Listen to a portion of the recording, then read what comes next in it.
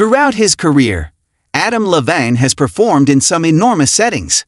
Arenas, stadiums, and international tours with little space for movement. However, it appears that being a father had more to do with one of his greatest moments of 2025 than pyrotechnics or guitar solos. The Maroon 5 vocalist stopped fans in their tracks when he uploaded a black and white image from the Tokyo Dome to Instagram on February 10, 2025, last year. During the band's 3-night concert series in Japan, the picture features Levine singing directly to his daughters, Dusty and Gio, while on stage. No gaudy hues. Avoid any distractions. Only a father, a microphone, and 2 young girls gazing up at him. Levine and his wife, model Behati Prinsloo, have a small son, whose name has not been made public, Dusty and Gio. This peak feels purposeful in the greatest manner, because the pair tends to keep their family lives very quiet. Uncurated.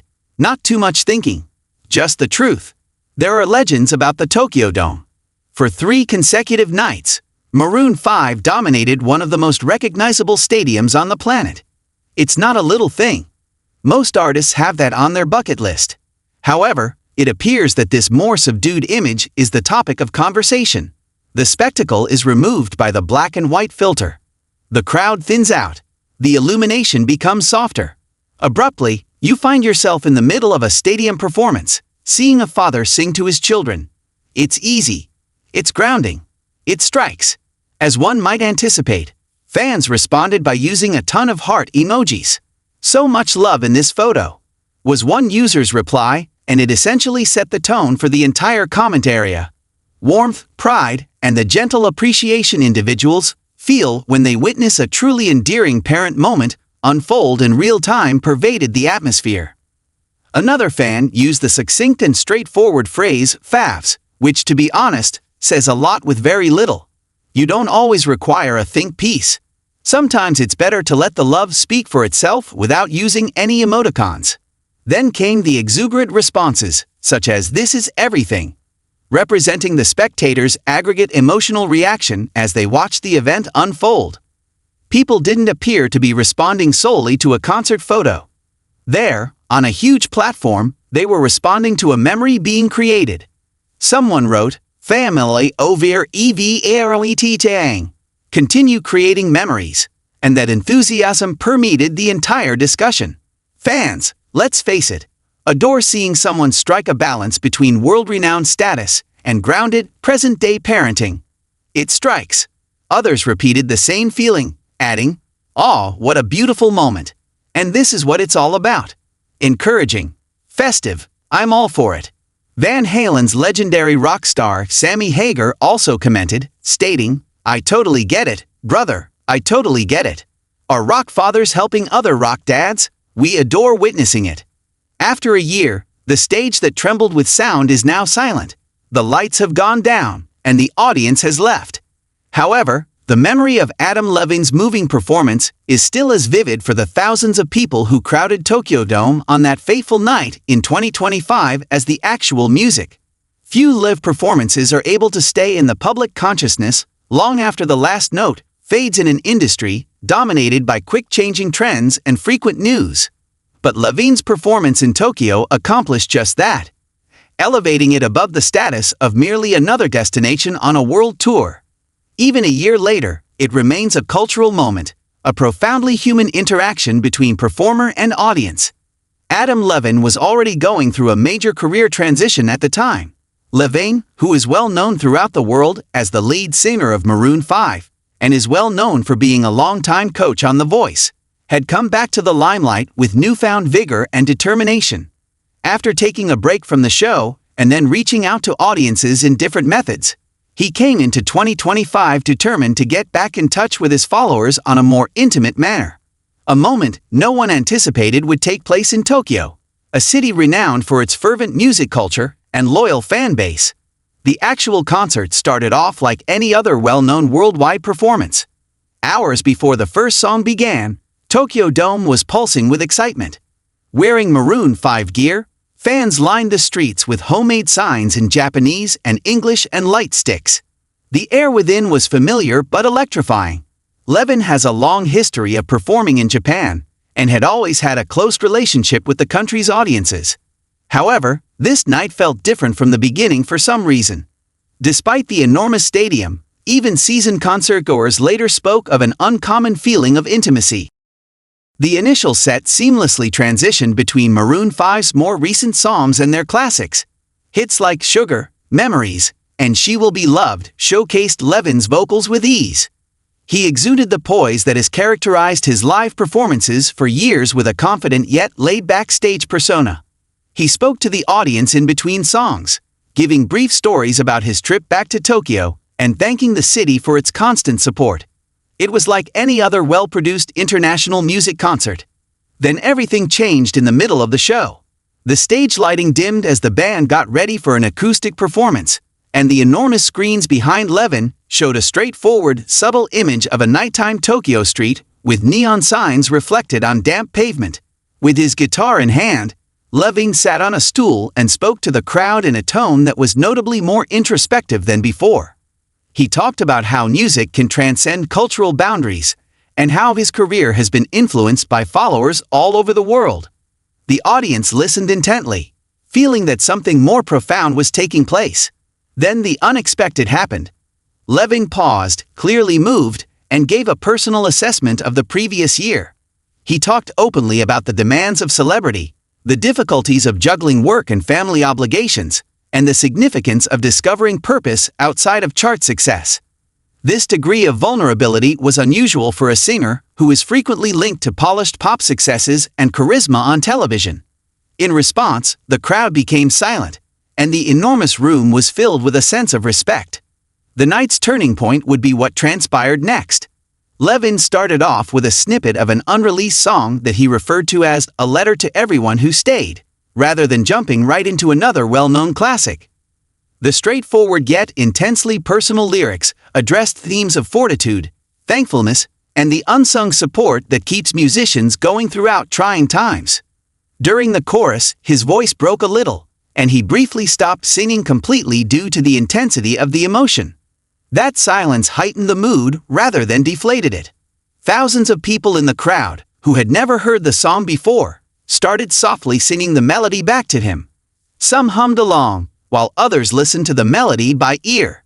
As the impromptu chorus intensified, Tokyo Dome was filled with a cohesive sound that sounded less like a concert and more like a shared experience. Visibly moved, Levine dried his eyes and let the audience do the talking. Although it was brief, those few minutes would become the most talked about part of the tour. Fan-shot concert footage soon went viral online, but it was more than simply the emotional impact of the occasion that kept it alive. It was the genuineness. This exchange felt natural and unplanned in a time when a lot of performances are meticulously planned and practiced down to the last detail. Social media users who saw the videos left comments about Levine's sincere rapport with the Tokyo crowd. Some people said it was one of the most moving live music performances they had witnessed in a long time. Levine thanked fans on social media in the days after the performance for what he described as a night I will never forget. In a brief message, he conveyed how profoundly the reaction from the Tokyo crowd had impacted him. He implied that the event had given him artistic inspiration in ways he was still digesting, even if he did not immediately release the unpublished music. That recognition added to the moment's significance for the fans. It was more than just a strong performance. It was a pivotal moment. Interviews and fan conversations continued to bring up the Tokyo show over the course of the following year. The performance was praised by music critics as proof of Levine's developing maturity and skill. Moments like this, some said, revealed a different side of him, one that was less concerned with spectacle and more focused on connection. Following years of international success and television stardom, others pointed out that the Tokyo audience's reaction demonstrated how emotional authenticity can cut beyond linguistic and cultural barriers, highlighting the global language of music. Many people who were physically present at the concert still remembered it clearly. Online, fans contributed their own personal narratives about the significance of the moment. Some said it served as a reminder of the reasons they initially became enamored with music. Others claimed that it supported them throughout trying times, allowing them to rewatch clips anytime they needed solace or motivation. The sense of camaraderie that resulted from that evening spread well beyond Tokyo, giving followers all across the world a common story. It's interesting to note that Levine's work on The Voice was also impacted by the Tokyo moment. Viewers observed little changes in his style when he took the coaching chair again during later seasons. He seemed more introspective and frequently urged competitors to choose emotional genuineness over technical mastery. He made mention to the significance of developing a deeper connection with viewers in a number of episodes. Many fans think that his time in Tokyo influenced these lessons.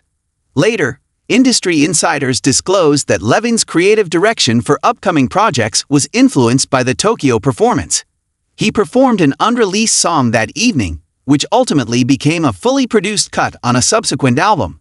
Fans instantly recognized its emotional core and roots when it was eventually released. Despite the studio version's well-executed production, audiences frequently went back to Tokyo live recordings to experience the unvarnished quality of that initial performance. The legacy of that concert moment is still growing a year later. Social media was inundated with anniversary messages as fans rewatched the night's videos and pictures. Some made tribute edits that focused on the audience's reaction and Levine's emotional pause. Others offered their own thoughts on how the encounter had affected them personally. The effect of live music may be felt well beyond the actual location, as even people who had simply seen it online felt a connection to the memories. Cultural analysts and music historians have also taken notice. Levine's Tokyo concert usually comes up with other legendary moments when people talk about the decade's most memorable live performances. Its simplicity and sincerity are what make it significant, even though it might not have had complex staging or avant-garde imagery. It proved that sincere human connection can still be the main attraction in a very commercialized field. Although Levine hasn't said much about the anniversary, he did share a little perspective in a recent interview. The concert in Tokyo was one of those nights where everything felt real, according to him. He talked on how crucial it is to show vulnerability on stage, and how that encounter made him realize why he began creating music in the first place. His remarks implied that the incident still has a particular place in his career, even if he refrained from going into great detail about it. For supporters, what that night stood for is what gave it its lasting impact.